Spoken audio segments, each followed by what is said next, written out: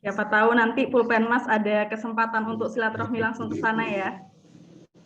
Ada juga dari Mojokerto. Baik, Bapak Ibu, karena saya lihat sudah sangat bersemangat gitu ya, sudah nggak sabar lihat raut wajahnya tuh, udah nggak sabar ingin segera menyimak dan berdiskusi, ingin belajar bersama terkait bagaimana sih kita bisa menyusun strategi agar sekolah kita bisa senantiasa bertumbuh, senantiasa berkembang, senantiasa bergerak untuk merealisasikan visi misi sekolah kita, terutama di kondisi sekarang ini yang serba tidak pasti ya. Jadi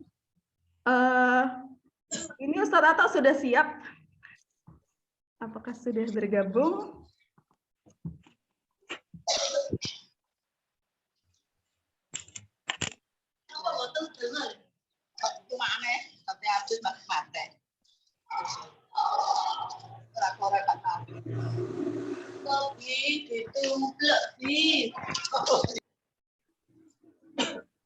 Alhamdulillah. Assalamualaikum warahmatullahi wabarakatuh. Waalaikumsalam warahmatullahi wabarakatuh. Masya Allah, Masya Allah, Masya Allah, Masya Allah. Alhamdulillah. Baik, langsung saja saya persilahkan kepada Ustadz Athoillah untuk memulai acara utama kita untuk memaparkan materinya terkait developing the winning zone. Silahkan. Alhamdulillah. Baik, Bapak Ibu sekalian, Assalamualaikum warahmatullahi wabarakatuh. Waalaikumsalam warahmatullahi wabarakatuh. Bagaimana kabarnya siang hari ini Bapak Ibu sekalian? Alhamdulillah. Luar biasa, Allahu Akbar. Luar biasa, Allahu Akbar. Alhamdulillah, luar biasa. Masih ingat? One goal, one goal, one heart, one frequency, one frequency, one goal. Allahu Akbar. Merdeka, Allahu Akbar. Ada tambahan. Ada merdekanya ya. Ada merdeka Iya, sekarang. Pak, eranya 2022. itu sekarang era ini ya. Memompa semangat nasionalisme. Oke, coba saya ulangi lagi. Bagaimana kabarnya Bapak Ibu sekalian? Alhamdulillah. Dahsyat. One heart, one frequency, one goal. Merdeka, Allahu Akbar. Nah, inilah ya. Jadi perlu ditata, perlu di apa namanya, di manage ya. Ternyata yel-yel aja perlu ditata, perlu di. Gimana nih? Sehat semua ya? Alhamdulillah. Imunitas terhadap Omikron. Hilang kok. Hari ini sebetulnya yang sudah ngisi di Google Form itu ada 100 lebih ya. Alhamdulillah ini sudah masuk 66. Bapak Ibu sekalian, ini sebagai satu persembahan dari Pulpenmas Institute ya, untuk melanjutkan semangat kita membangun atau menghadirkan 1000 sekolah unggulan di Indonesia ya, untuk hadiah kemerdekaan 100 tahun kemerdekaan nanti ya. Maaf, untuk hadiah 100 tahun Sumpah Pemuda. Kemudian kita berharap dari 1000 sekolah unggulan itu pada 100 tahun kemerdekaan nanti kita akan bisa menghadiahkan, mempersembahkan 1 juta pemimpin kelas dunia akhirat untuk perubahan Indonesia. Merdeka, Allahu Akbar. Allahu Akbar. Amin ya Rabbal. Ya, itu upaya kita. Jadi sekalian juga ini Pulpenmas insya Allah menempati kantor yang baru. Kita proses pindahan ini insya Allah Senin mulai masuk ya. Dan kita akan terus berusaha menemani Bapak Ibu sekalian untuk mengembangkan sekolah-sekolah unggulan di kota kita masing-masing. Nah, ini ada Pak Fitriadi, Palembang. Bagaimana kabarnya, Pak Fitriadi? Nggak kelihatan ini gambarnya ini. Kemana orangnya ini? Oke, langsung saja saya share screen ya. Saya izin share screen. Ya, Ustaz, lanjut, Ustaz. Ya.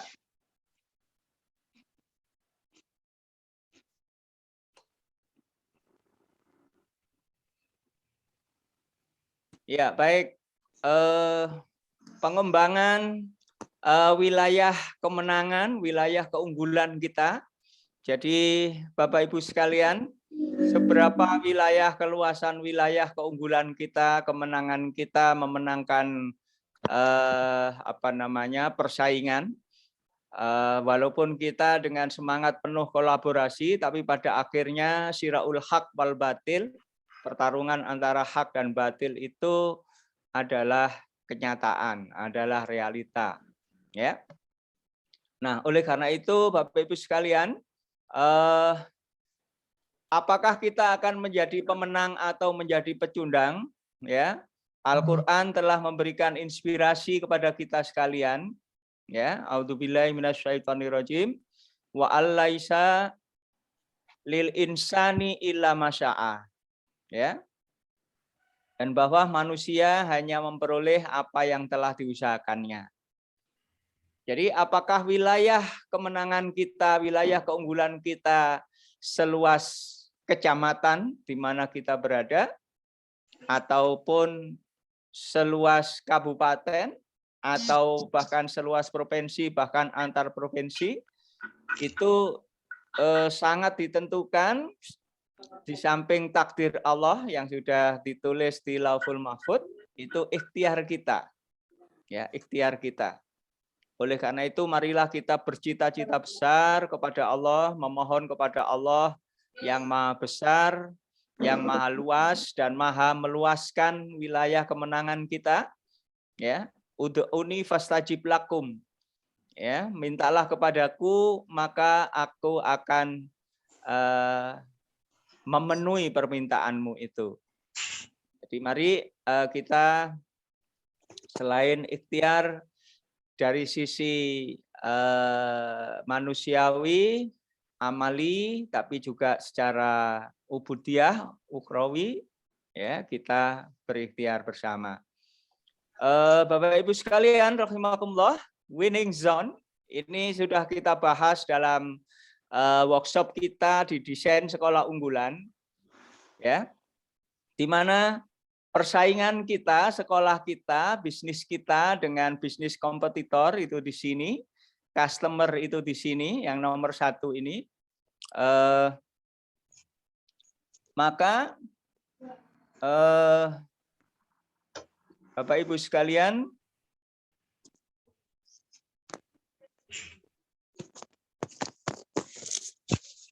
ya, ini kan konsumer ini akan lebih banyak kemana? Apakah ke losing zone, bahkan di luar ini, gitu ya, atau risky zone, ya, menjadi titik pertemuan pertarungan antara sekolah kita dan kompetitor, gitu ya. Nah, atau losing, bahkan kita lepas, nggak bisa kita garap. Jadi semua masuk ke wilayah kompetitor. Nah, itu sekali lagi sangat bergantung selain takdir Allah SWT, kita diperintahkan untuk wasta'inu bisobri washolah.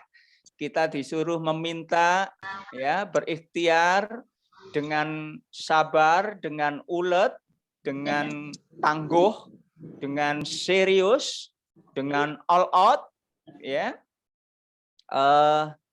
Untuk berikhtiar memenangkan atau memperluas wilayah kemenangan kita, ya, wilayah kejayaan kita. Dan ini Masya Allah sudah dilakukan oleh Rasulullah SAW dan para sahabat, di mana kita bisa menerima ajaran Islam ini, mendapat hidayah ini karena perjuangan beliau-beliau, para pendahulu kita yang sangat luar biasa, menyeberangi lautan, ya, menyeberangi samudra, akhirnya ketemu dengan masyarakat di Indonesia, menyebarkan agama Islam, itu sangat luar biasa. Wilayah-wilayah dakwah itu harus terus kita kembangkan, ya. Jadi ada dua hal yang perlu dilakukan, ya. Wasiatu dakwah, ya, dan tarbiyah, meningkatkan kompetensi kita.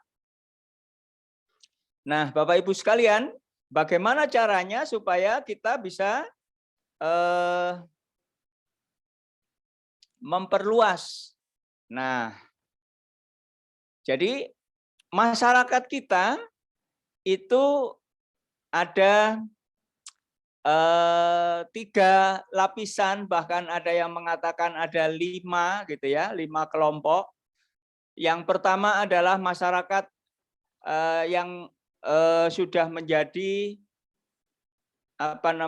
menjadi orang tua murid di sekolah kita, menjadi orang tua murid di pesantren kita, menjadi orang tua murid di mana lembaga pendidikan berbasis dakwah ini kita kelola, jadi current market di sini, ya.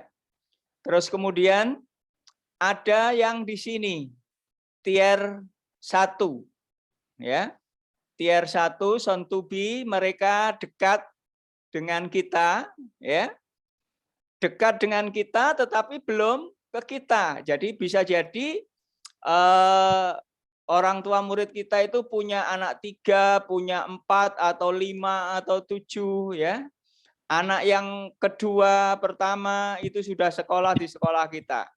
Sudah nyantri di pesantren kita. Tetapi anak yang ketiga, keempat, kelima belum. Nah, itu bisa jadi soon to be, ya, segera akan menjadi orang tua murid kita, menjadi murid kita, anak yang ketiga atau keempat, kelima nanti, atau akan sekolah di pondok atau di pesantren kompetitor, ya, di sekolah kompetitor. Itu sangat bergantung dari ikhtiar kita, ya, sangat bergantung dari ikhtiar kita. Nah, maka Bapak Ibu sekalian, mereka sudah berinteraksi dengan customer kita, dengan orang tua murid kita, tetapi sekali lagi bisa saja kalau tidak kita cegat, ya, bahasanya kita cegat. Kita cegat itu apa berarti? Kita halangi, tapi tidak dihalangi dengan tangan, dihalangi dengan program, ya, dengan informasi, dengan motivasi, ya, dengan keunggulan yang kita miliki, ya. Maka mereka harus kita kenal, orang tua murid yang sudah sekolah di sekolah kita ini kita kenali, ya. Apakah masih ada adiknya? Masih ada berapa adiknya? Kira-kira tahun berapa nanti waktunya masuk sekolah?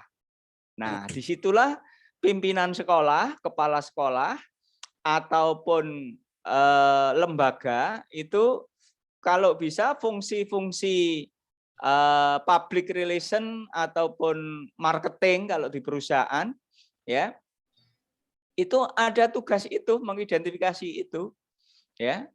Nah, makanya ini kita perlu, ya, kalau kita agendakan di program kita, ya. Sebab kalau tidak, ya, tidak masuk di program kita, di rencana kerja sekolah atau rencana kerja lembaga, itu bisa lewat begitu saja, ya. Kemudian tier 2, refusing. Jadi mereka yang tadi risky zone tadi, bukan risky zone ya, tapi bahkan losing zone, ya, di zona yang lepas itu menolak sekolah di sekolah kita, menolak sekolah di pesantren kita. Dia lebih memilih di kompetitor kita, ya. Oleh karena itu harus kita siapkan program, sekali lagi program yang memikat, bahkan program-program magnet. Nah, perlu kita pikirkan tuh program magnet itu program yang kayak apa, ya, yang lebih menarik, ya, bagi mereka. Maka karena mereka sudah kita kenali, ya, kita perlu melakukan empathizing, ya, mendengar, bertanya, mengeksplor, ya, apa sih sekolah yang bagaimana yang mereka inginkan, sekolah yang bagaimana yang mereka harapkan, sekolah yang bagaimana yang mereka cari, yang mereka butuhkan. Nah, itu bisa menjadi bahan untuk digodok. Kalau di lembaga itu ada bagian R&D, Research and Development, atau Public and Marketing tadi, Public Relation and Marketing, biar digodok di sana, membuat usulan-usulan kepada direktur, atau kalau itu dikerjakan oleh Wakahumas, kepala sekolah, wakil kepala sekolah bidang humas, yaitu dibuat program untuk diusulkan, dibuat program, dimasukkan ke program atau rencana kerja sekolah, begitu. Terus kemudian ada eksekusi dari rencana program sekolah itu. Kemudian tiar ketiga adalah masyarakat yang belum kita eksplor, ya, yang belum kita gali, yang belum kita kenal sama sekali, belum kita garap. Kita digarap dengan cara apa?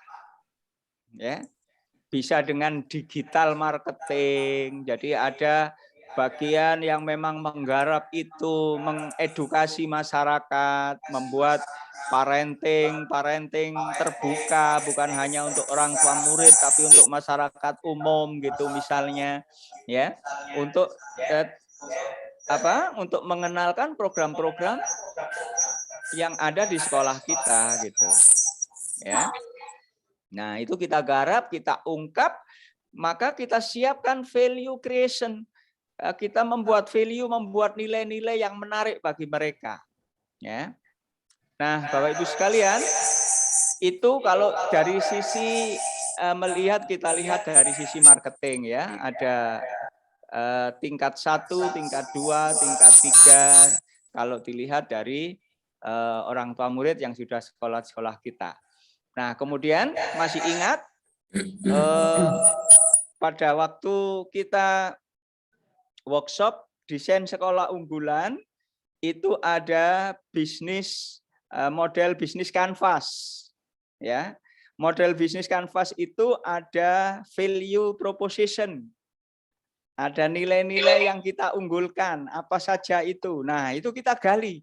Kalau ini konsumer kita, ya, itu punya pain, jadi kita harus kenali pain. Mungkin current market orang tua murid kita itu kalau ada yang kecewa dengan layanan sekolah kita karena memang kita punya keterbatasan, ya, sebagai manusia, maka kita perlu membuka telinga lebar-lebar, apa kekurangan kita, kelemahan kita, keluhan dari anak-anak, keluhan dari orang tua murid, begitu ya. Jadi kita harus berusaha sedemikian rupa kalau bisa zero komplain, ya. Tidak ada komplain, semuanya nyaman, semuanya merasa aman. Anak-anak sekolah di sekolah kita, anak-anak merasa disayang, dengan dekat, dengan penuh cinta, gitu ya. Nah, maka ini rasa sakit, ingat apa obat yang berkaitan dengan ada pain-nya itu apa ya? Counterpain ya? Halo? Betul, Ustaz. Iya. Iya, counterpain ya. Obat apa itu counterpain? Nyeri otot. Ya, untuk nyeri otot ya kan. Jadi kita harus membuat counterpain itu, counterpain untuk orang tua murid, counterpain untuk anak-anak. Jangan sampai anak-anak cerita hal-hal yang tidak baik tentang lembaga kita, tentang layanan kita, tentang sekolah kita, begitu ya. Jadi kita harus membuat pin. Ini lembaga kita membuat pin relievernya. Jadi penangkalnya. Maka sekali lagi kita harus ketahui, harus kenali kebutuhan dan keinginan mereka itu apa yang diinginkan, yang sudah di dalam itu. Karena apa? Bapak Ibu sekalian, orang tua murid nanti bisa mengajak saudaranya, mengajak teman sekerjanya, mengajak saudara tetangganya ya, untuk menyekolahkan anaknya di sekolah kita, begitu ya. Apalagi ini kondisi pandemi gitu ya. Kalau kondisinya seperti ini terus, maka proses komunikasi kita dengan masyarakat itu tidak bisa kita kerjakan sendiri, begitu ya. Terus kemudian yang kedua ini di consumer kita, di orang tua murid kita itu ada gain, ya. Ada yang merasa senang, puas, gitu ya, dengan layanan kita, alhamdulillah, gitu ya. Nah, kemudian tetap kita dengar, apalagi yang ingin kita tingkatkan. Kita butuh masukan mereka, kita butuh kritik dari mereka, kita butuh inspirasi dari mereka, insight dari mereka, gitu. Orang tua murid yang terpuaskan ini. Ya, apalagi Pak, apalagi Bu, supaya sekolah kita makin hebat, supaya mendidik anak-anak makin luar biasa begitu. Nah, itu perlu kita gali juga. Begitu juga customer jobs, ya.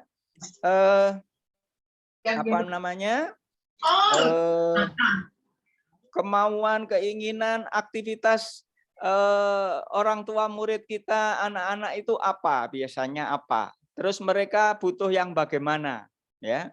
Jadi di sekolah saya misalnya Bapak Ibu sekalian itu belum full day school. Ternyata ada beberapa orang tua murid yang minta full day school, padahal tadinya kita ajak full day school itu menolak, gitu ya. Menolak. Nggak enak Ustaz kalau full day school. Nanti anak-anak hari Sabtu libur, terus sementara kami kerja tidak libur karena kami kerja di perusahaan, gitu ya. Nanti anak-anak nggak ada temannya, apalagi kita sekolahnya di desa. Ya, kalau Sabtu libur sendirian di rumah nggak ada temannya, mendingan masuk aja sekolah gitu. Ya. Nah, akhirnya ya kita mencoba berpikir kalau begitu buka lagi program. Jadi di sekolah saya itu programnya sudah 3 ya. Program sekolah reguler, program tahfidz, program kelas internasional. Nanti dibuka lagi program full day school, 4 program seperti SMK begitu ya. Ada prodi-prodi, ada kaprodinya. Ya.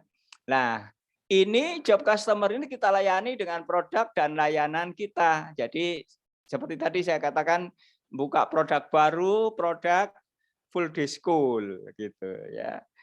Terus layanannya kayak apa gitu ya.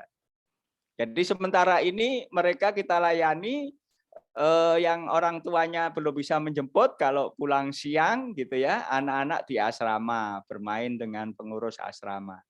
Nah, ini misalnya bagaimana meningkatkan value proposition dalam kita nih. Jadi ini bisa kalau kita pakai sticky note ya, sticky note ini bisa kita tempel-tempel. Kalau ini kita pakai borang Bapak Ibu sekalian, kita tempel apa saja yang membuat puas mereka, terus kemudian usulannya, masukannya apa, inspirasi yang insight yang diberikan, inspirasi yang diberikan itu bisa kita catat di sini. Begitu. Nah, kita juga bisa menggunakan framework dari Blue Ocean Strategy. Ya, mungkin ada kegiatan-kegiatan yang perlu kita eliminir, kita kurangi.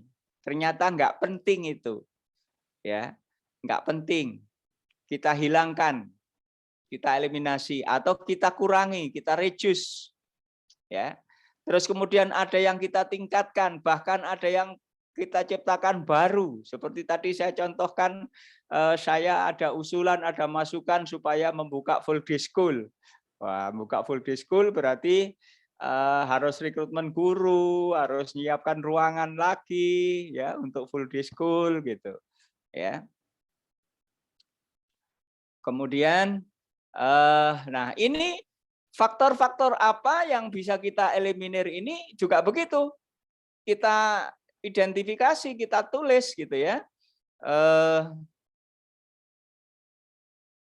Kita tulis apa saja faktor-faktor yang kita eliminir dan faktor-faktor apa yang kita kurangi, terus kemudian faktor-faktor apa yang akan kita tingkatkan supaya bisa melampaui standar mutu. Bapak Ibu sekalian, sudah membuat standar mutu ya sekolahnya ya? Halo? Halo? Udah, Ustaz. Sudah membuat standar mutu sekolah? Sudah. Sudah. Nah, sampai hari ini sudah tercapai berapa persen standar mutunya? Sekitar 60-70%, Ustaz. Nah, sudah diukur ya? Diukur pakai apa? Ngukurnya pakai apa? Dari prestasi siswa. Prestasi siswa. Prestasi akademis maksudnya?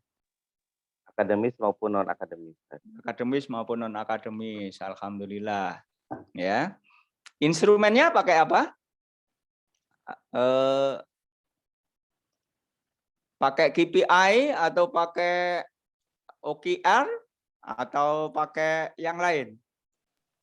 Kita nggak pakai instrumen teori-teori kayak gitu, Ustaz. Ya, terus gimana? Yang sederhana aja. Gimana? Terus gimana ngukurnya? Kalau nggak pakai instrumen? Ya, maksudnya pertama secara akademis kan dari nilai pertama, kemudian dari siswa yang lulus kemudian diterima di sekolah lanjutan. Kemudian kalau untuk yang Al-Qur'annya dari tingkat keberhasilan mereka baik tahsinnya maupun tahfiznya. Gitu ya. Iya ya. Ikannya dilihat dong, Sa. Iya. Ada lagi yang lain mengukurnya gimana? Alhamdulillah sudah, Ustadz. SIT Permata. Permata mana itu? Mojokerto. Mojokerto, Masya Allah, tonggo dewe iki. Nggih. Iya. Jadi kalau kita ukur, Ustadz sekalian, pakai alat ukur yang jelas begitu ya, instrumennya jelas, maka mengukurnya tidak menunggu hasil ya, tidak menunggu lulusan, tapi di waktu proses itu bisa kita ketahui berapanya. Terus kemudian jadi kita bisa tahu apa yang perlu kita tingkatkan.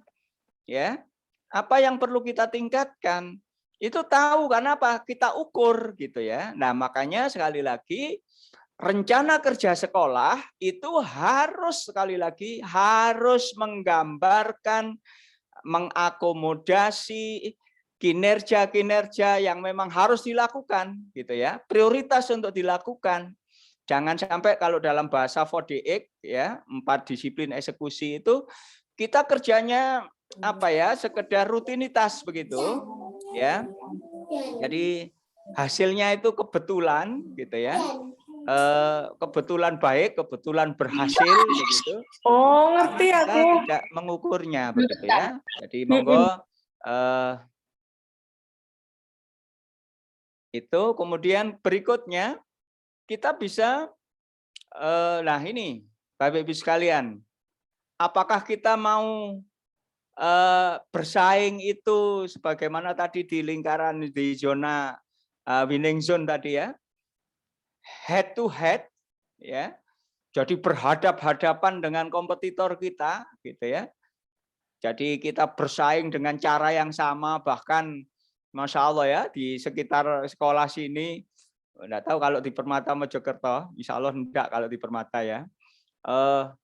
Sampai ada bebas seragam, bebas SPP. Lah saya pikir ini guru-gurunya digaji dari mana nih, dari dana bos saja gitu ya. Terus berapa gaji gurunya gitu ya. Jadi dia fokus di dalam sekolahnya sendiri gitu, tidak berusaha melihat alternatif lain. Ya, fokus pada kompetisi dengan kelompok strategis, kelompok yang ada. Jadi kalau di sana ada tahfidz ya kita ada tahfidz ya, seperti di Nurul Islam itu kenapa kita punya kelas internasional, bahkan tahfidz itu kita buka kelas tersendiri, reguler ada sendiri, itu ya karena kita ingin apa, mendefinisikan ulang tipe yang diinginkan oleh pelanggan kita apa. Oh, inginnya tahfidz, ingin hafal lebih banyak, sehingga di sekolah kita itu di SD walaupun itu apa namanya bukan boarding school SD kita ya, tidak full day school, tapi ada ternyata anak-anak yang bisa hafal 30 juz gitu. Ya, melampaui target. Target kami 5 juz. Ya, 5 juz karena tidak boarding, tidak pesantren gitu ya. Tidak full day gitu. Maka target kita sederhana saja 5 juz untuk kelas tahfidz. Ya, kalau reguler 2 juz standarnya sekolah Islam terpadu. Ya. Ternyata anak-anak ada yang 15 juz, 30 juz, 20 juz, ada juga yang 4 juz gitu, tentu saja macam-macam bervariasi, tapi terus kita kejar. Kenapa kok hanya 4 juz gitu? Ya. Nah, kita cari aspek apa? Apakah gurunya kurang? Apakah penciptaan iklimnya kurang mendukung iklim di sekolah? Ya, apalagi aspek yang perlu kita perbaiki atau kita tambah gitu ya? Apa kita tambah apa? Ya dibuat misalnya asrama boarding school gitu supaya hafalannya tidak hanya 5 juz tapi 15 juz misalnya ya. Untuk anak-anak SD bahkan 30 juz. Kami mencoba studi banding ke Kudus ya, ke Kudus di Mbah Romo Kiai Ulinuha ya. Di Kudus studi banding ke sana. Di sana kelas 3, kelas 4 itu sudah 30 juz. Ya karena pesantren gitu ya. Nah, kemudian kelas-kelas berikutnya itu untuk menjaga bagaimana mungkin. Nah, itu strategi Blue Ocean. Jadi seperti Android kita itu, ya Android ini mengalahkan ada handphone Nokia ya, Nokia yang luar biasa itu. Jadi tidak ini persaingan jadi tidak relevan, ya. Nah, berikutnya adalah fokus memaksimalkan nilai produk dan jasa yang ditawarkan dalam ruang lingkupnya. Fokus di situ aja, ngumpet head to head pokoknya persaingannya. Nah, kita melihat apa yang belum ada di sekolah kita. Pendidikan tren masa depan itu kayak apa? Nah, ini Bapak Ibu sekalian, kemarin saya merekrut akhirnya sarjana-sarjana teknologi pendidikan. Ya, untuk apa? Merekrut membidik pendidikan masa depan itu kayak apa? Saya butuh teknolog pendidikan. Teknolog pendidikan untuk mendesain ya pendidikan ke depan itu kayak apa gitu ya. Nah, maka kami ingin bersaing yang tidak head to head gitu ya. Jadi kita bersaing menjadi persaingan itu menjadi tidak relevan. Sudah, silahkan sampean bukan pesaing saya begitu akhirnya ya. Kalau kita sudah membaca, menentukan corak pendidikan tren masa depan itu kayak apa. Kita baca. Dan kita dalam pandemi ini dikasih pelajaran yang luar biasa. Ya, dengan pembelajaran daring itu, kemudian bagaimana membuat daring. Ya, termasuk kita sekarang ini. Ini kan hasil pendidikan yang diberikan Allah SWT melalui pandemi COVID ini kan. Ya. Nah, akhirnya Bapak Ibu sekalian, ya, ini Blue Ocean strategi menciptakan ruang pasar baru. Ya, jadi bersaing tidak dalam ruang pasar saat ini yang ada. Jadi sampai terjadi itu tadi bebas uang gedung, bebas uang ini, bebas seragam, macam-macam begitu. Nah, kalau sudah begitu ya babak belur sendiri kita, ya. Nah, kita tidak perlu dengan cara-cara seperti itulah. Ini kan pendidikan ya, bukan jual beli barang gitu ya. Jadi kita buat bagaimana kompetisi menjadi tidak relevan. Ya. Kalau di sini kan ingin menaklukkan kompetisi, jadi harus menang kompetisi dengan yang lain. Enggak, kita enggak berkompetisi akhirnya. Kita ingin kompetisi itu tidak relevan. Sudah, sampai bukan pesaing saya, silahkan bersaing dengan yang lain. Ya, saya sudah tidak main di situ. Nah, disinilah makanya alhamdulillah kalau di sini saya melihat seperti Permata Mojokerto sudah begitu. Tapi sekali lagi ya ingat dalam workshop yang saya sampaikan atau dalam manajemen lembaga yang pernah saya sampaikan ada siklus organisasi. Ya, siklus 5 tahunan atau 10 tahunan itu kadang-kadang akan mengalami decline kalau kita tidak melakukan ini tadi yang dari Permata Mojokerto ya tidak membaca tren pendidikan masa depan ya, pendidikan tren masa depan itu kayak apa ya.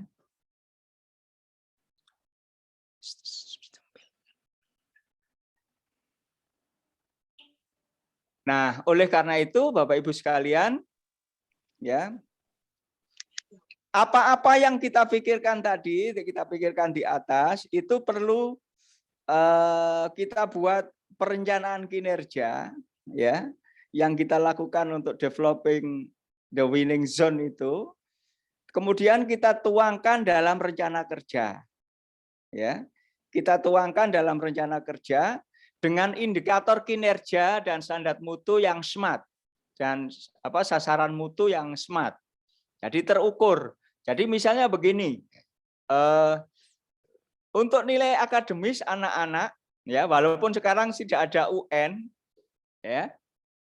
Nah, tidak ada ujian nasional, tapi angka rapot itu harus betul-betul menggambarkan kompetensi anak, kompetensi siswa, gitu ya. Maka kita patok misalnya 7,5 sebagai standar atau sasaran mutu akademis, gitu ya. Terus kemudian untuk kepemimpinan berapa? Terus kemudian untuk karakter berapa? Itu kita tentukan sasaran mutunya. Nah, angkanya berapa? Kalau tidak bisa diangkakan ya pakai indikator. Indikator keberhasilannya apa gitu ya. Ini biasanya kalau pakai angka-angka kuantitatif itu mengukurnya pakai KPI ya. Kalau sasaran mutu atau indikator kinerjanya itu kualitatif, maka diukur pakai bisa diukur pakai OKR ya, OKR, objektif and key result ya. Nah, kemudian program-program yang sudah tersusun di dalam rencana kerja sekolah ya, itu di-manage ya, di-manage agar fokus ya dalam mengeksekusinya ya. Mana yang utama, mana yang tidak utama itu kita tahu di situ, mana yang prioritas begitu ya. Mana yang menjadi pengungkit, menjadi leverage, kalau itu dikerjakan akan mendongkrak yang lain, misalnya peningkatan kualitas guru, kualitas SDM, ya, peningkatan strategi pembelajaran, misalnya begitu. Nah, terus kemudian diukur kualitas kinerja itu, ya, dengan menggunakan key performance indicator, atau dengan objektif and key result atau OKR. Kemudian dianalisis hasil pengukuran itu, setelah dianalisis, dievaluasi, kemudian dilakukan improvement. Jadi mana yang perlu diperbaiki, aspek-aspek apa nanti, sehingga kerja kita itu lebih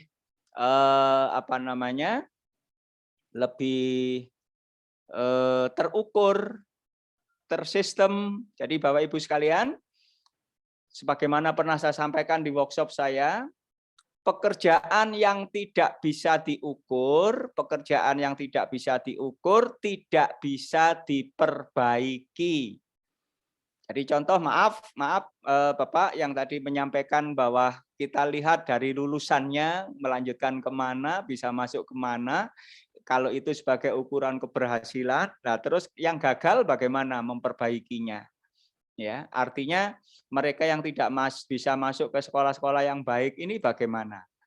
Ya. Nah,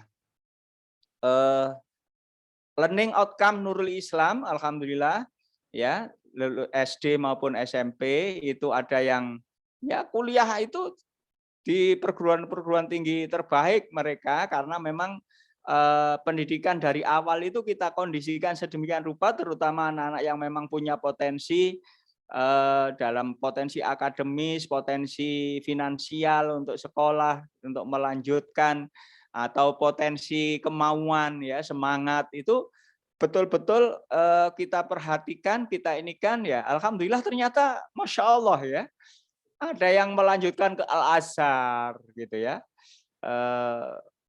dari Nurul Islam terus melanjutkan ke Gontor, diterima tes di Gontor, karena memang di Nurul Islam bahasa Inggris, bahasa Arab itu sudah menjadi bahasa sehari-hari karena kita punya kelas internasional gitu, ya.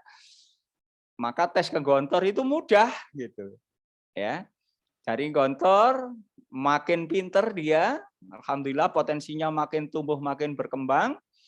Akhirnya tes ke Al-Azhar ya mudah saja begitu. Ya. Nah, begitu Bapak Ibu sekalian,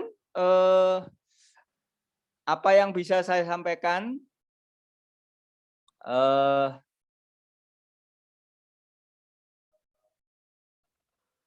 Mudah-mudahan dengan ini kita berikutnya bisa berdiskusi, ya, bisa berdiskusi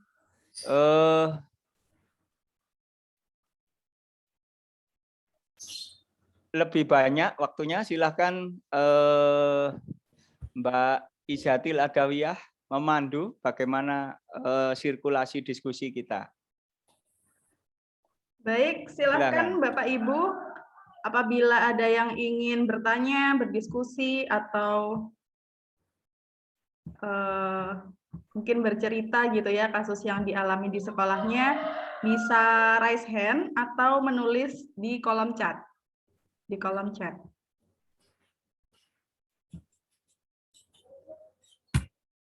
Silakan kalau ada yang perlu ditanyakan atau ya menambah gitu cerita pengalaman bagaimana mengembangkan sekolahnya untuk di-sharing sebagai kontribusi kita sesama sekolah yang mencerdaskan anak bangsa ini supaya sekolah unggulan menyebar, ya. Target kita ada 1000 sekolah unggulan. Monggo dipersilakan Bapak Ibu sekalian. Ini sudah ada Pak Mustaqim, silahkan bisa open mic Pak. Ya, cek. Assalamualaikum. Waalaikumsalam warahmatullahi wabarakatuh. Ya, Ustadz, terima kasih atas kesempatan untuk bertanya.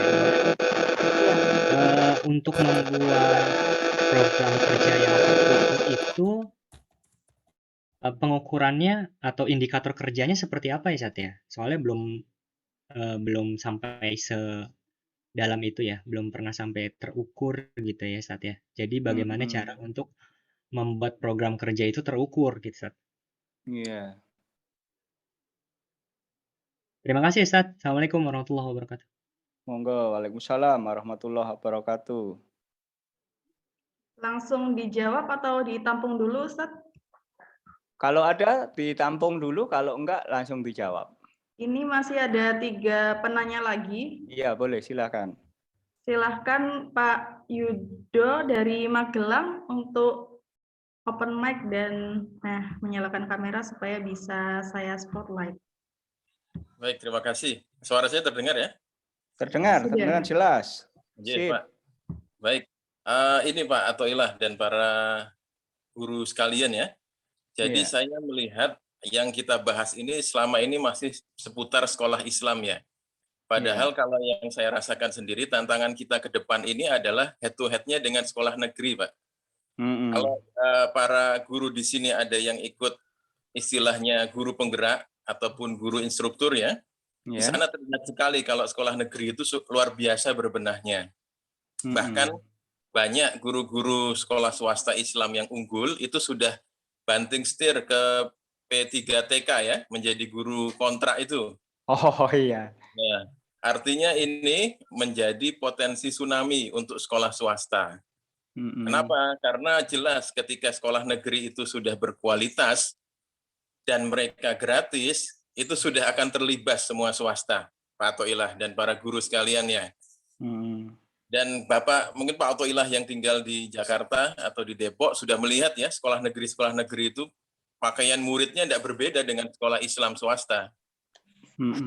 Ya artinya sesungguhnya pembahasan kita itu sudah tidak lagi pembahasan sekolah Islam, ya sekolah swasta, tapi adalah sekolah bagaimana sekolah bangsa Indonesia ini bisa terwujud sinergisitas antara negeri dengan swasta.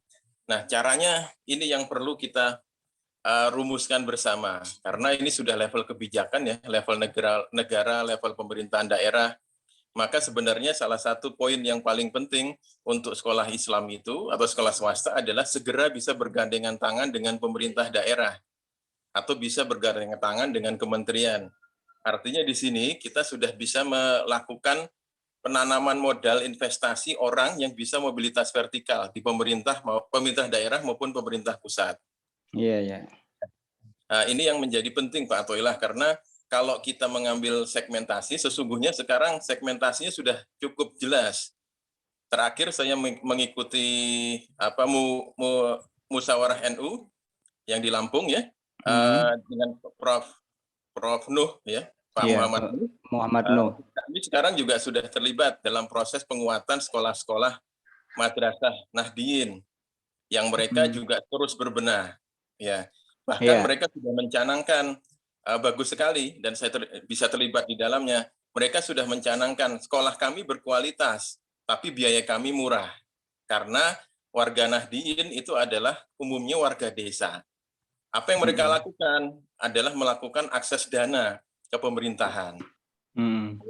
Lewat sinergisitas dengan beberapa perwakilan yang bisa mengakses itu. Sehingga poin pertama, kalau saya lihat Pak Atoilah terkait dengan marketing yang diangkat tadi ya, sesungguhnya sekarang sekolah swasta itu sudah mulai harus bisa berkolaborasi dengan kalangan birokrasi. Kemudian juga sudah bisa berkolaborasi dengan kalangan legislatif untuk mengakses, karena memang mereka perwakilan. Dan harapannya kita bisa berjalan bergandengan tangan tidak hanya lewat satu parpol, tapi banyak parpol karena mereka semua wakil rakyat. Iya. Begitu, Pak. Kemudian yang kedua, perlu kiranya kita ini juga mengevaluasi keunikannya, Pak. Keunikan dari Islam, sekolah Islam ya. Karena kalau tidak ada keunikan yang kembali diangkat, semua yang sudah ada saat ini sudah bisa direplikasi. Jangankan swasta, negeri sudah bisa mereplikasi seperti yang saya sampaikan di depan tadi, Pak Atoilah ya. Sehingga yang terakhir sudah saatnya Pak Atoilah kita itu bisa seperti hasil musyawarah NU di Lampung, bisa menghadirkan kualitas pendidikan yang terus-menerus meningkat, continuous process improvement itu, CPI itu berjalan, namun bisa juga menekan biaya tanpa menghilangkan kesejahteraan para gurunya dan para pendirinya. Sehingga di sini sudah perlu berpikir bahwa sekolah itu adalah profit oriented, sehingga bisa membangun sayap-sayap bisnis di sana. Ini kelihatannya yang perlu diangkat Pak dalam diskusi kita yang ketiga di kalangan sekolah-sekolah Islam. Jadi yang pertama, kalau boleh saya overview dari 3 usulan saya, Yang pertama itu adalah head to head kita saat ini itu bukan lagi dengan sekolah swasta Islam, tapi head to head kita itu sudah dengan sekolah negeri. Kalau kita terlena dengan apa yang ada dan tidak aware dengan program pemerintah yang digawangi Mas Menteri, ya, ini sudah pasti ke depannya sekolah negeri itu akan jauh lebih unggul dan kembali ke zaman Orde Baru. Itu yang pertama, Pak, ya. Sehingga memang kita perlu melakukan mobilitas vertikal di kalangan pemerintah daerah maupun pemerintah pusat. Artinya ada channeling di situ.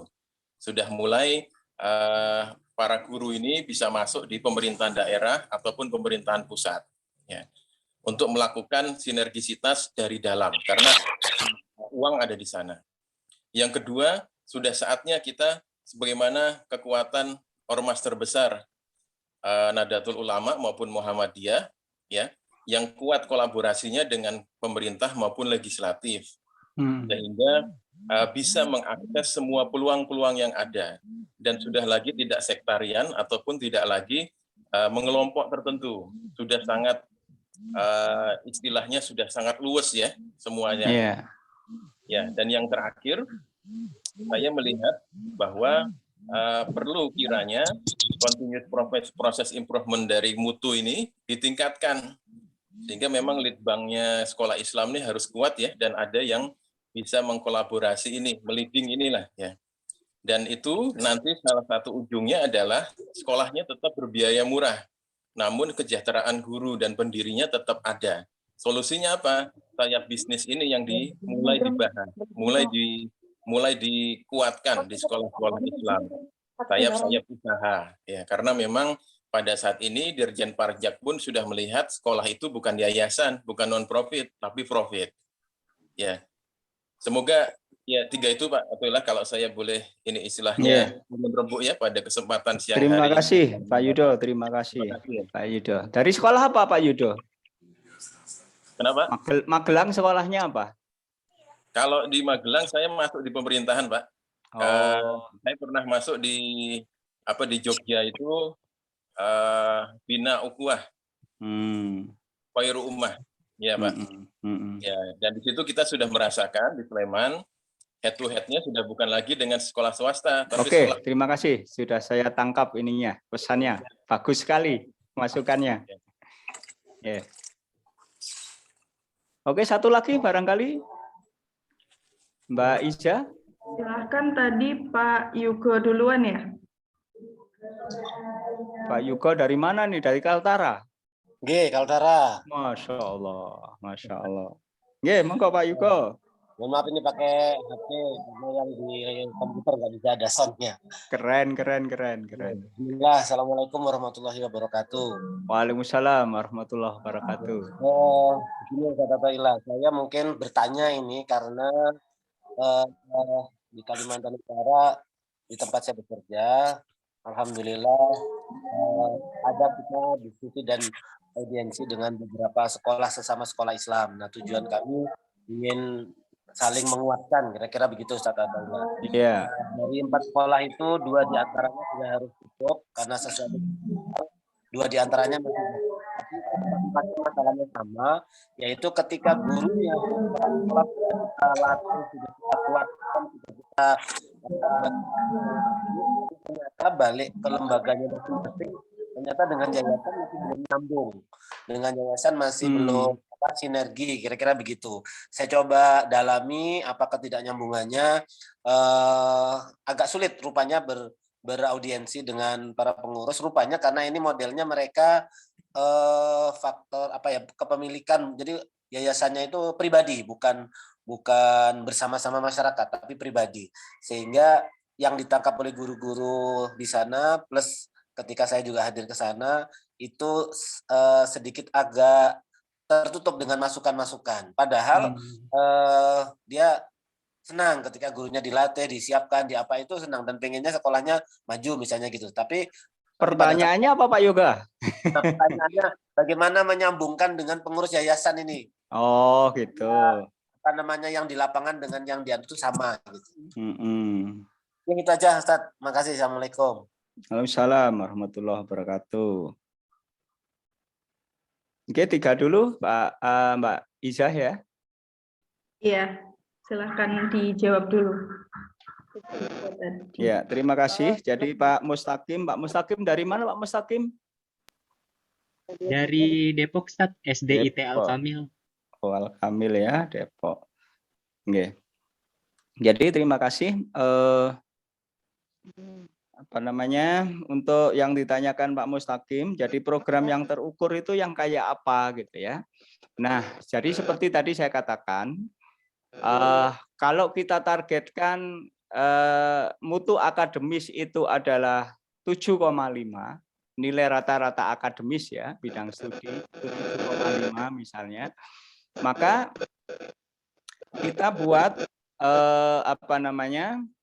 mau dicapai berapa persen. Jadi misalnya 85% siswa atau peserta didik nilai rata-ratanya 7,5. Nah, misalnya begitu. Atau kalau mau tinggi 8 ya monggo gitu ya. Jadi Bapak Ibu sekalian, dengan begitu ya, standar mutu akademis yang kita tentukan itu ya 7,5 atau mungkin 8,0 itu ya standarnya, terus kemudian jumlahnya adalah 85% siswa ya, maka itu dari standar mutu sekolah kita turunkan menjadi standar mutu kelas. Berarti apa? Tiap kelas itu sama. Nilai rata-rata yang harus dicapai segitu terus dan jumlahnya segitu, 85%. Maka akhirnya program pembelajarannya ya itu bukan hanya pembelajaran reguler, ada klinik belajar, ada remedial pembelajaran, remedial teaching, ada lagi pengayaan atau pendalaman begitu ya. Nah, kemudian dari ujian atau ukuran-ukuran formatif ya, soal formatif itu harus menjadi ujian formatif itu, penilaian formatif atau sumatif itu harus menjadi instrumen, menjadi alat untuk mengukur keberhasilan itu, ketercapaian standar mutu itu. Ya. Maka instrumen atau soal ujian tengah semester atau formatif itu harus mengacu kepada indikator ketercapaian tujuan pembelajaran atau kompetensi dasar dari pembelajaran. Indikator itu. Nah, maka ketika ada pengukuran formatif atau tengah semester atau semester, maka harus ada tim yang memverifikasi itu. Wakakurikulum harus punya tim untuk memverifikasi bahwa instrumen yang digunakan memang untuk mengukur ketercapaian pembelajaran. Ketercapaian standar mutu pembelajaran, standar mutu akademis. Begitu juga ya, nanti pendidikan karakter, kepemimpinan, entrepreneurship ya. Itu juga begitu. Kita kuantifikasikan terus kemudian bisa kita ukur gitu. Nah, di tempat kami karena Pulpenmas ini sekaligus juga mendampingi Sekolah Nurul Islam, walaupun keberadaan di desa, kami menggunakan standar-standar itu, ya, upaya-upaya itu, dan itu kita jadikan program semester.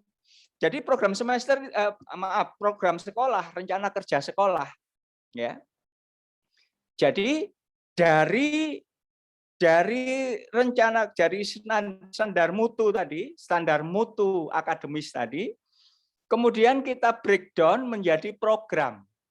Kalau istilahnya dalam 4DX, 4 disiplin eksekusi, ya, itu disebut lead measure. Lead measure itu program ya yang kita lead, yang kita gunakan, yang kita manfaatkan untuk mencapai sasaran mutu. Nah, begitu. Nah, makanya kualitas kinerja ini dalam mengerjakan lead, mengerjakan program ini perlu diukur begitu. Perlu ditata. Ya. Untuk mencapai kualitas ini butuh SDM yang bagaimana? Kalau SDM-nya belum memenuhi standar ya kita latih. ya kita improve, kita develop SDM gurunya. Kalau jumlahnya kurang, kalau dilihat dari rasionya tidak mencukupi, rasionya terlalu kecil gitu, satu guru megang sekian siswa, ya kita rubah. Berarti perlu tambahan guru, perlu tambahan SDM begitu. Nah, kita perlu analisis-analisis seperti itu supaya apa? Pekerjaan kita itu sekali lagi, jadi wasta'inu bisobri wasolah tadi, sobrinya, kalau sholatnya sudah jelas ya, standarnya standar yang ditentukan oleh Rasulullah Shallallahu Alaihi Wasallam. Ya, solu kamar utemuni usoli, itu jelas. Tetapi untuk sabarnya ini harus kita buat. Ya, ingat, innallaha katabal ihsan ala kulli syai'. Ya, bagaimana kerja kita? Kerja secara ihsan. Innallaha yuhibbul abdi ida amila amalan ayyudkinahu. Jadi amalan-amalan kerja kita itu kerja profesional begitu. Ya, dengan angka-angka, dengan kualitatif yang tetap terukur begitu ya. Itu Pak Mustaqim ya. Untuk itu kalau ingin lebih detailnya, kami punya workshop gitu ya. Workshop membuat rencana kerja yang terukur itu. Workshop membuat rencana kerja sekolah. Dan bagaimana membuat kinerjanya, bagaimana membuat alat ukurnya. Ya, kami punya workshop itu. Ya. Insya Allah bulan Maret kami selenggarakan bulan depan, bulan Maret. Kalau mau ikut monggo, ya. Mau ikut monggo, ya. Terus untuk Pak Yudo betul sekali. Memang kalau kita berbicara tentang konstitusi kita, jadi tugas sebetulnya memang tugas mencerdaskan kehidupan bangsa itu adalah tugas konstitusional, terutama tugas para eksekutif, ya tentunya. Nah, cuman memang kita melihat realita, kita tidak cukup puas dengan apa yang dikembangkan oleh sekolah-sekolah yang ada, sehingga ya Masya Allah ya, saya punya data tentang penyakit sosial yang luar biasa, naudzubillah ya. Berapa pengguna narkoba di Indonesia, bahkan di Indonesia ini luar biasa. Ya, pengguna miras apalagi ya. Terus kemudian penyakit sosial hubungan bebas ya, free sex dan sebagainya itu luar biasa.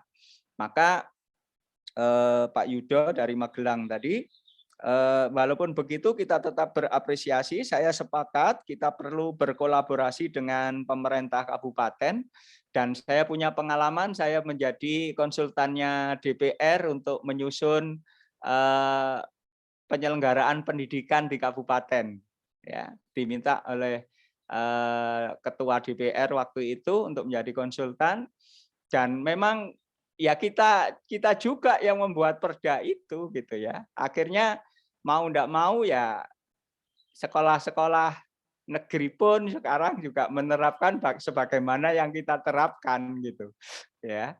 Karena khususnya di Sidoarjo ya, saya di Sidoarjo Pak Yudo, saya tidak di Jakarta, tidak di Depok, saya di Sidoarjo, di Kuala Lumpur Sidoarjo, Kuala Lumpur ya. Di Sidoarjo itu ada Kuala Lumpur ya. Lumpur Lapindo itu, yang sekarang ternyata menjadi lautan litium, kekayaannya luar biasa.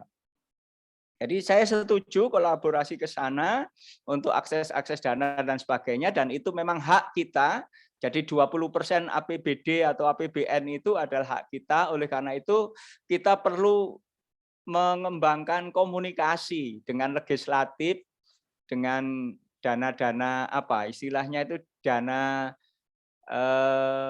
jejaring sosial atau jejaring masyarakat ya, jaring masyarakat, Jasmas ya, atau apapun ya, mereka punya dana yang memang untuk merawat dapilnya. Nah, cuman kadang-kadang begini Pak Yudo, ya tahu sama tahu lah ya, nggak enak saya omong di sini gitu. Kita itu terimanya nggak 100%, tapi harus laporannya itu 100%, itu yang susah juga gitu Ya, saya pernah ditawari begini minta sekian persen, wah, lah sekian persen ini banyak buat laporan ya opo iki. Gitu. Ya, itu persoalannya di situ itu. Ya. Replikasi keunikan program-program keunikan kita itu mudah direplikasi oleh mereka juga ya. Saya pikir itu bagus kalau saya tidak merasa kalah berkompetisi begitu kalau sekolah-sekolah negeri pun melaksanakan program tahfidz Al-Qur'an gitu ya, tahsin Al-Qur'an gitu, membina Qiyamul Lail dan sebagainya, itu bagus, berarti dakwah kita berhasil itu ya. Jadi jangan merasa tersaingi, jadi kita terbantu gitu menyelesaikan persoalan masalah bangsa ini begitu ya. Jadi saya justru begitu, saya melihatnya dari konsep dakwah Pak Yudo. Jadi enggak apa-apa, saya seneng gitu. Saya pun juga sering kok diundang sekolah negeri ngisi pelatihan, workshopnya guru-guru begitu ya, memberi motivasi guru-guru di sekolah negeri. Ya, diundang dinas untuk memberi semangat kepala-kepala sekolah SMP negeri sekabupaten begitu. Saya sering diundang begitu. Dan saya seneng ya bisa ini dan mereka selalu katakan begini, itu yang bisa begitu itu sekolah swasta Pak Ato, yang sekolah negeri enggak bisa karena di program kurikulum enggak ada program begituan begitu ya. Nah, kalau ternyata bisa mereplikasi, wah, Masya Allah, saya senang banget gitu ya.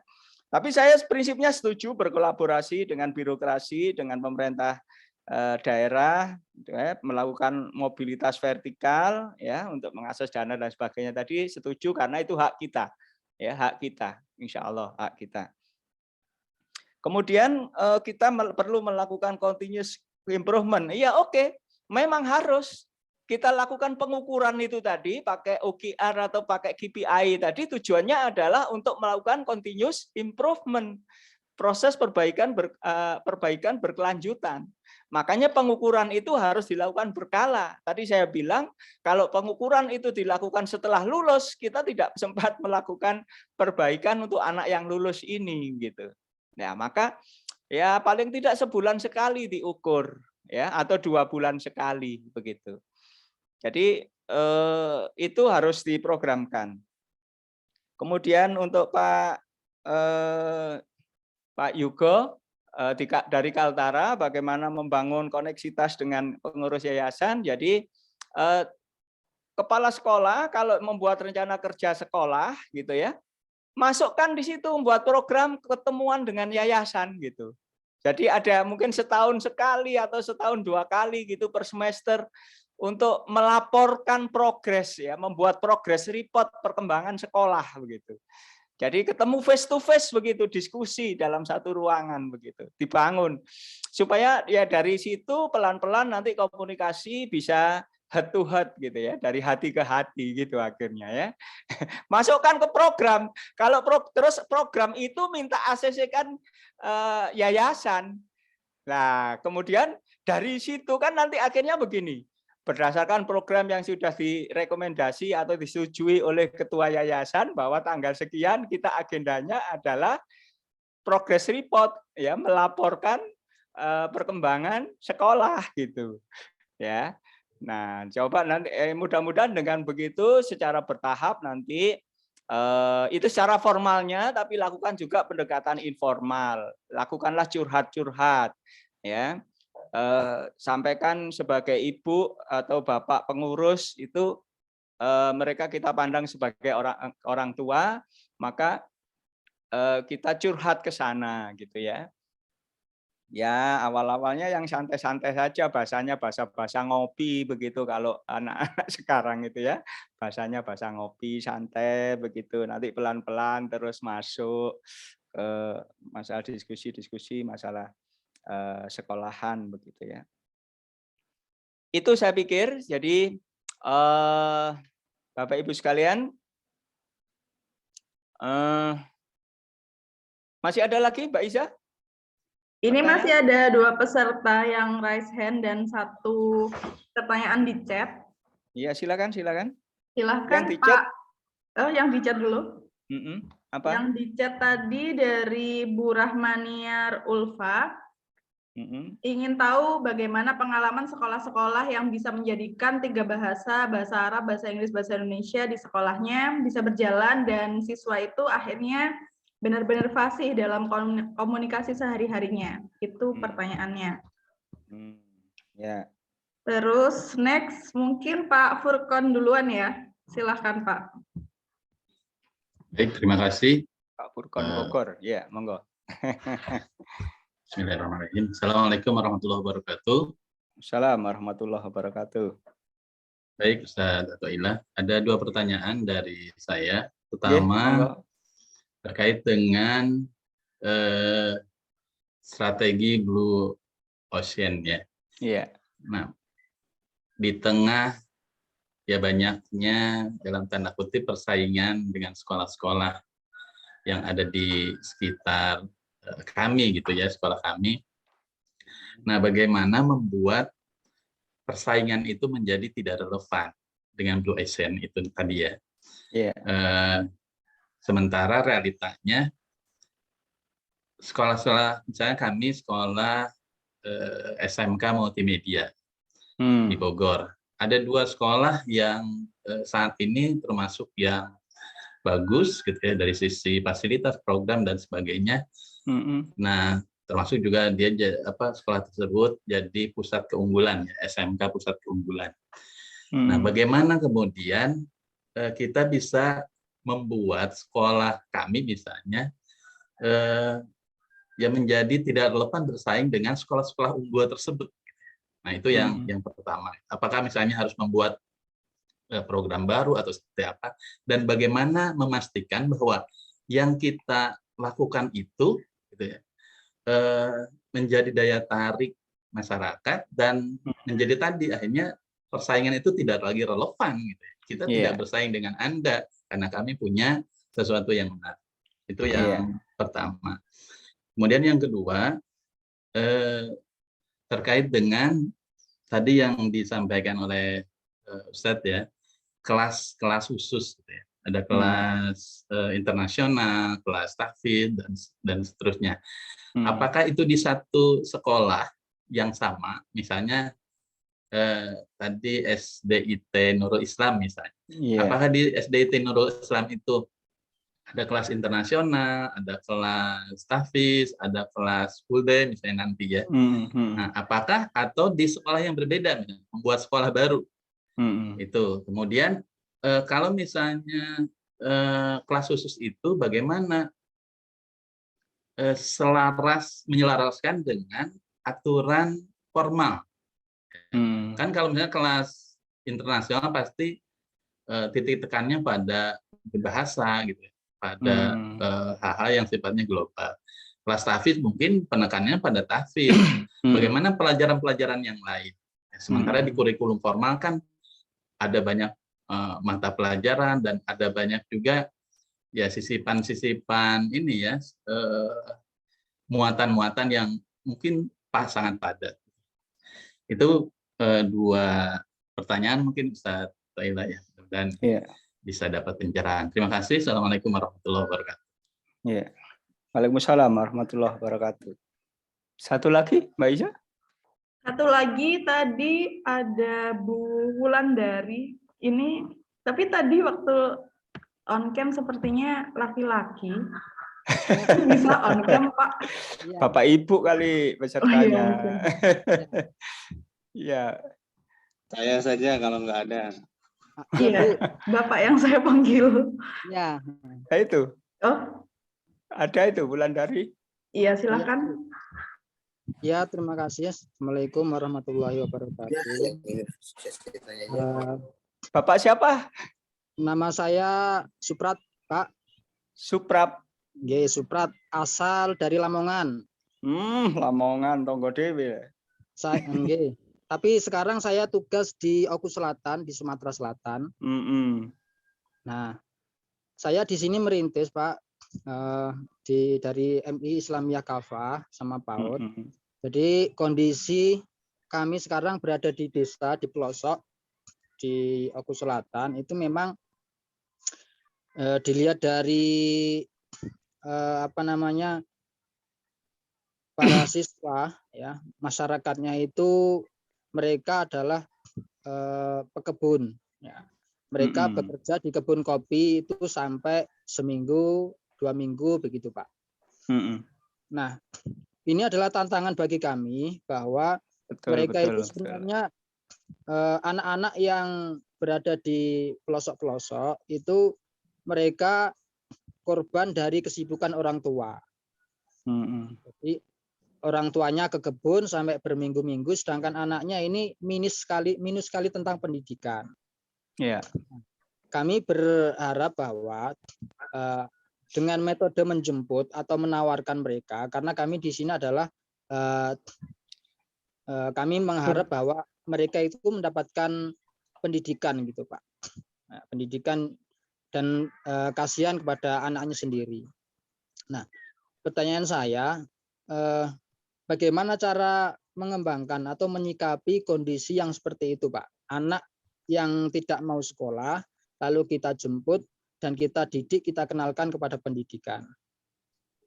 Itu yang pertama. Yang kedua, di kami ini banyak anak, Pak, yang memang mereka karena mereka orang-orang desa, orang-orang pelosok yang sangat minus sekali tentang pendidikan. Jadi kami sangat kerja keras bagaimana anak itu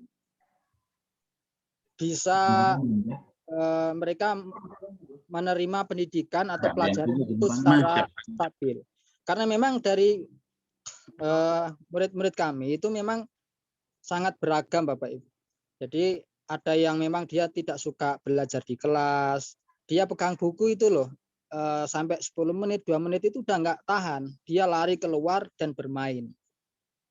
Jadi bagaimana cara menyikapi anak-anak seperti itu? Karena anak-anak dari karakter anak itu sangat berbeda sekali. Ada yang suka menyanyi, ada yang suka bermain, ada yang suka usil tangannya. Jadi kami mengumpulkan untuk belajar itu sangat kesulitan. Nah, itu bagaimana menyikapi murid yang seperti itu? Apakah kita arahkan misalkan anak yang suka utek dengan misalkan salah satu contohlah dengan komputer misalkan. Apakah kita arahkan dia khusus di komputer itu? Apakah tetap kita perlakukan mereka belajar seperti biasanya? Itu pertanyaan dari kami, Pak. Dari Oku Selatan, Sumatera Selatan, dan kami mengharap Pak Athoillah nanti kalau ke Sumatera bisa mampir ke Oku Selatan, Pak. Amin, amin, amin, amin, amin, amin. Senang sekali, insya Allah. Mudah-mudahan dimudahkan ketemu ya. Siap. Kami di sini merintis di samping untuk pendidikan juga kami merintis wisata, Pak, wisata para layang. Masya Allah. Iya, ya. Baik, demikian, terima kasih Pak Suprat. Terima kasih. Saya akhiri. Assalamualaikum warahmatullahi wabarakatuh. Waalaikumsalam warahmatullahi wabarakatuh. Dari Lamongan ya? Ya. Itu sama dengan sekolah yang di Lamongan yang kemarin didatangi Ibu siapa dari Malaysia itu ya? Pak Suprat. Iya, Pak. Betul. Iya. Ya. Kemarin gurunya ikut pelatihan juga itu kan? Iya. Ikut pelatihan di Sidoarjo itu, di Fave Hotel Sidoarjo, luar biasa. Ya, di Jakarta juga ikut. Ya, di Jakarta juga ikut, ketemu lagi, ganti orang lagi, Masya Allah, luar biasa semangatnya Pak Suprat. Jadi terima kasih, oke. Jadi Bu Rahmania Ulfa yang sekolah 3 bahasa, jadi sekaligus ini menjawab pertanyaannya Pak Furkon juga ya, Pak Furkon yang bagaimana sekolah yang punya kelas internasional, kelas tahfidz dari kelas khusus gitu ya, pertanyaannya mirip. Jadi begini, kami kami kembangkan satu sekolah, satu kepala sekolah itu Pak. Jadi kita kalau keluar satu lembaga, satu kepala sekolah. Tapi di dalam itu ada ketua program tahfidz. Tapi mereka juga punya wakil sebagaimana kepala sekolah gitu. Cuma wakilnya kami sebut kepala urusan gitu, urusan Al-Quran, urusan kesiswaan. Kalau di kepala sekolahnya tingkat lembaganya ya kepala sekolah ya wakil kepala sekolah begitu ya. Jadi urusan keluar kelembagaannya diurusi kepala sekolah. Nah, dia urusannya ke dalam ya, ke dalam dan pengembangan internal.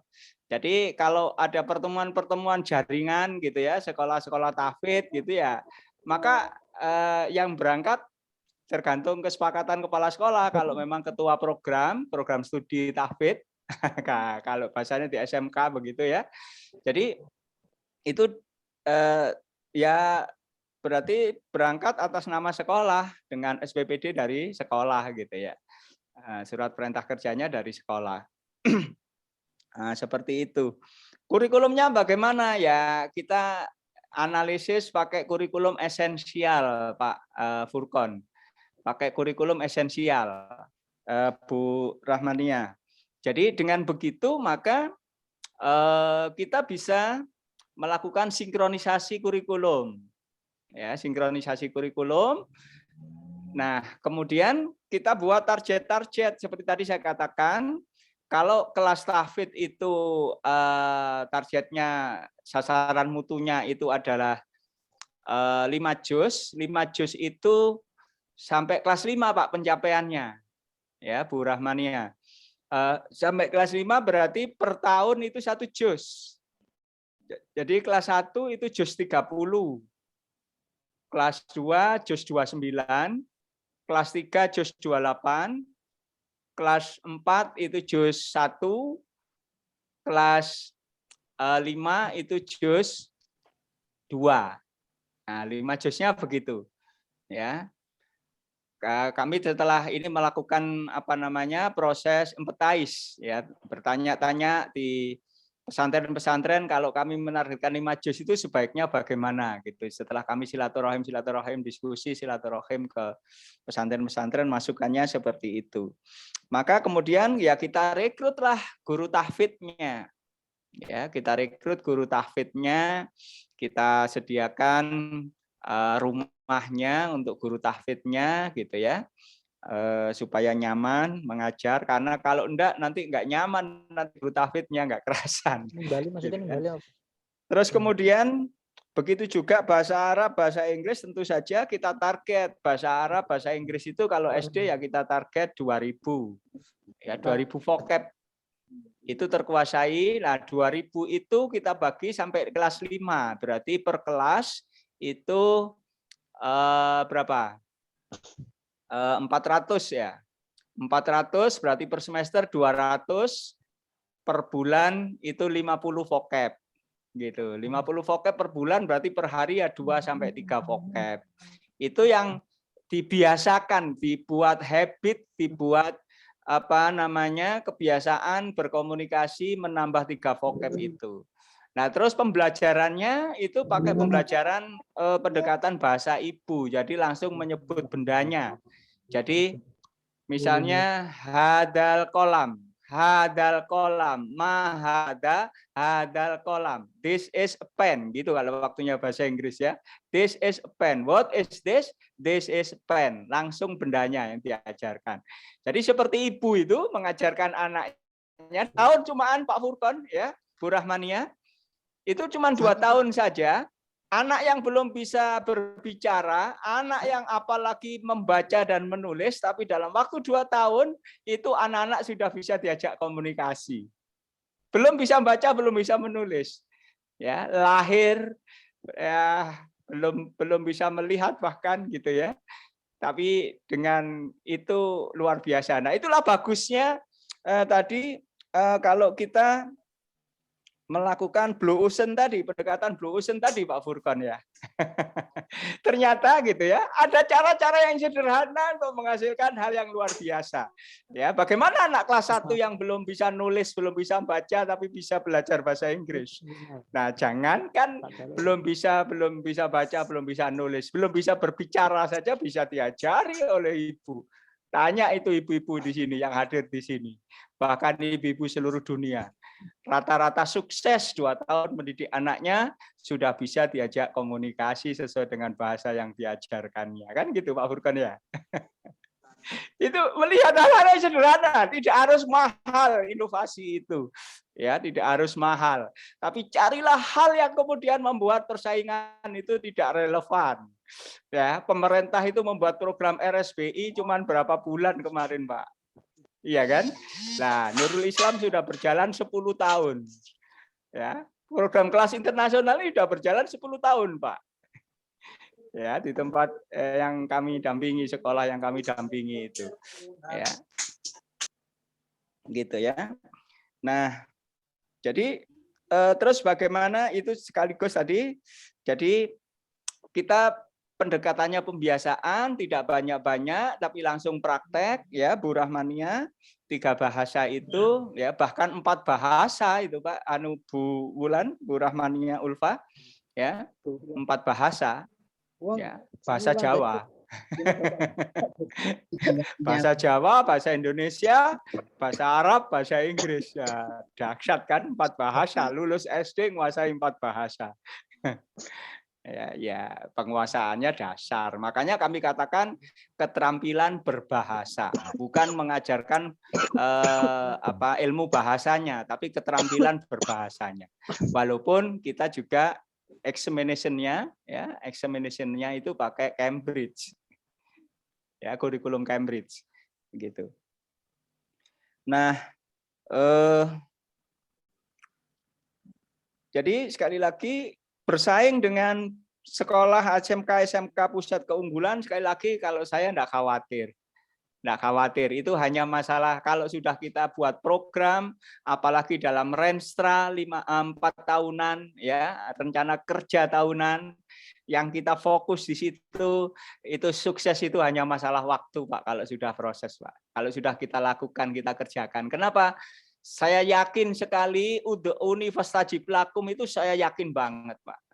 Kalau ukhrawi kita terus kita bangun, kita tingkatkan, ikhtiar kita juga serius gitu, ya.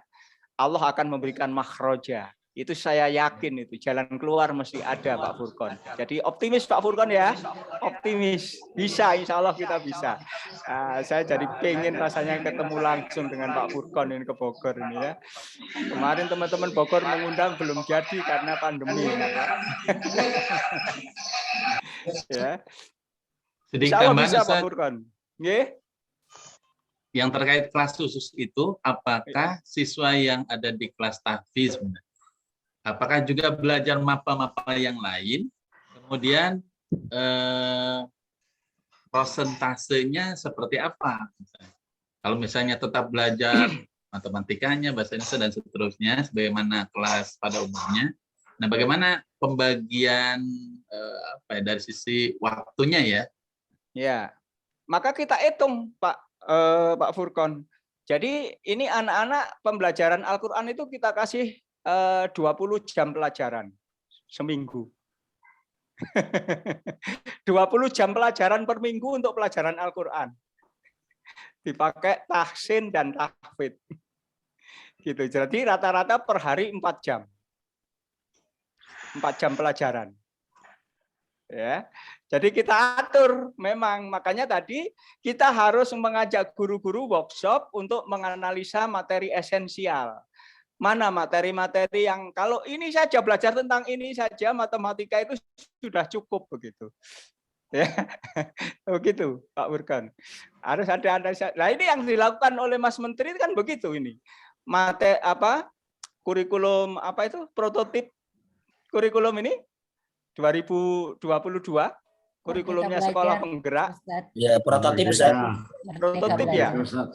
Ya. Prototip ini. Nah, itu kan begitu. Ternyata Mas Menteri pun pakai itu. Itu para profesor itu yang melakukan menganalisa esensial. Lah kita sudah 10 tahun yang lalu menganalisanya itu. Ya, jadi luar biasa berkah. Ya.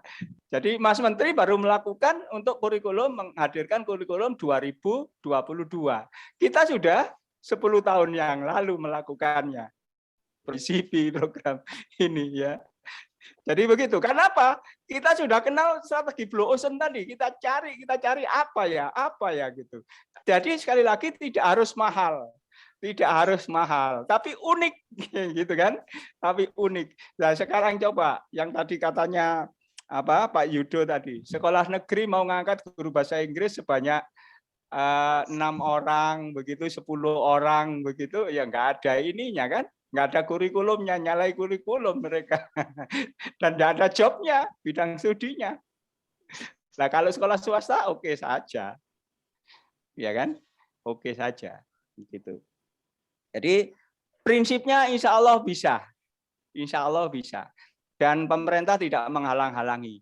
Di program pemerintah ada namanya SPK, ya, sekolah dengan perjanjian khusus. Ya, sekolah dengan perjanjian khusus artinya apa? Sekolah kita ada perjanjian khusus karena kerjasama dengan luar negeri, karena ada program khusus, begitu. Ya, itu perjanjian dengan dinas, Pak Furkon. Jadi jangan khawatir, legal, dilindungi oleh konstitusi kita, ya. Tidak bertentangan dengan konstitusi. Jadi kita sudah pelajari itu, ya, kita sudah pelajari, kita kaji itu, jadi tidak apa-apa, ya, tidak apa-apa. Nah, kalau kemudian SMK Pak Furkon itu menjadi didesain menjadi SMK internasional, kenapa tidak gitu? Iya kan? Kenapa tidak? Wah, nggak relevan sudah persaingan dengan SMK yang punya keunggulan tadi, program keunggulan itu nggak relevan. Iya kan? Apalagi boarding gitu, bisa terima dari daerah manapun, sudah persaingan nggak relevan sudah. Iya kan? Iya, iya. Optimis Pak Furkon, kita bisa. Baik. Baik, terima kasih Ustaz. Enggak. Terus kemudian untuk Pak Suprat, ini luar biasa ini timnya. Saya sudah 3 kali ketemu orang model-model begini, ini luar biasa Pak Suprat ini. Ya, oke, memang saya salut dan terima kasih kepada Pak Suprat dan teman-teman yang berjuang ke pelosok-pelosok daerah, menjemput mereka untuk dimotivasi agar mau sekolah, mau belajar. Sekali lagi Pak Suprat, jangan supaya kita ini ya, bahwa Pak Suprat itu hebat, walatahinu ya, wa masakanu ya. Jangan lemah, jangan putus asa ya. Insya Allah apa yang dilakukan oleh Pak Suprat dan teman-teman ini luar biasa, karena ayo kita pahami substansi pendidikan. Pendidikan itu tidak harus sekolah di dalam kelas, di dalam gedung, gitu ya. Tidak. Tapi prinsipnya adalah belajar. Nah, kalau ngurus program atau izin operasional sekolah itu sulit, uruslah pakai pusat kegiatan masyarakat, pusat kegiatan belajar masyarakat, PKBM itu ya, PKBM. Itu juga nanti ujiannya ya semacam ujian persamaan, enggak apa-apa. Tapi yang penting terjadi proses belajar. Karena belajar ini wajib, apalagi kita punya kewajiban mencerdaskan anak bangsa, mencerdaskan sesama manusia, begitu ya. Jadi Pak Suprat semangat terus menjemput dan galilah, buatlah prestasi-prestasi kecil, ya, buatlah prestasi-prestasi kecil. Ketika anak-anak itu berhasil dalam satu hal, kemudian rayakan, ya, rayakan. Supaya apa? Mereka bangga, mereka senang, orang tuanya pun senang karena keberhasilan anaknya, walaupun keberhasilannya kecil, ya, bisa membaca, bisa menulis begitu, baru bisa membaca nyaring begitu. Maka rayakan saja. Ya, rayakan, kalau perlu direkam, tunjukkan kepada orang tuanya, luar biasa putra bapak sudah mulai bisa membaca, tapi juga ajarkan, jangan lupa life skill, pendidikan abad 21 untuk anak-anak yang terbelakang begini ini, tentang keterampilan kerja, tentang life skill, tentang karir, itu perlu diajari yang sesuai dengan kearifan lokal. Yang sesuai dengan kearifan lokal. Ya, dengan begitu maka nanti mereka timbul rasa senang, rasa bangga, rasa syukur, bahkan kangen, rindu dengan Pak Suprat gitu dan teman-teman, rindu belajar. Ya, nanti kalau Pak Suprat tidak ada, sedang menjemput yang lain begitu, Pak Suprat, saya sudah lama menunggu kemana saja begitu, karena apa, ada kerinduan tadi, ada rindu belajar. Saya kemarin cari Pak Suprat, saya sudah izin sama bapak, sama ayah bunda, sudah boleh saya belajar bersama Pak Suprat begitu, ya. Maka insya Allah ya, insya Allah gitu, insya Allah bisa. terus saja bekerja, terus saja bergerak, insya Allah perubahan akan terjadi begitu. Begitu Mbak Isa. Baik. Itu tadi berarti pertanyaan terakhir ya? Ya, dari Pak Supro tadi yang merintis sekolah tadi, yang orang tuanya banyak berkebun 1-2 pekan nggak kembali, begitu anaknya bahkan nggak boleh sekolah, harus dijemput kalau sekolah gitu ya. Iya, karena kita sudah melebihi waktu yang ditentukan ya. Masya Allah, Tadinya Masya Allah, Masya Allah. pukul 14.30 sekarang sudah hampir pukul Nggak 3. terasa kalau sama shot atom mah. Masya Allah, Masya Allah. Nah, nanti barangkali ada Bapak Ibu yang tertarik untuk berdiskusi lebih jauh, ngobrol-ngobrol lebih lama lagi, kami dari Pulpenmas itu menyelenggarakan program workshop di bulan Maret. Coba saya share screen ya, supaya bisa dilihat informasinya.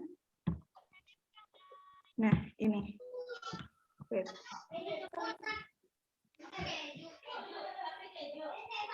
Acaranya nanti tanggal 22 sampai 26 Maret online, jadi diselenggarakan 3 hari, Selasa, Kamis, dan Sabtu.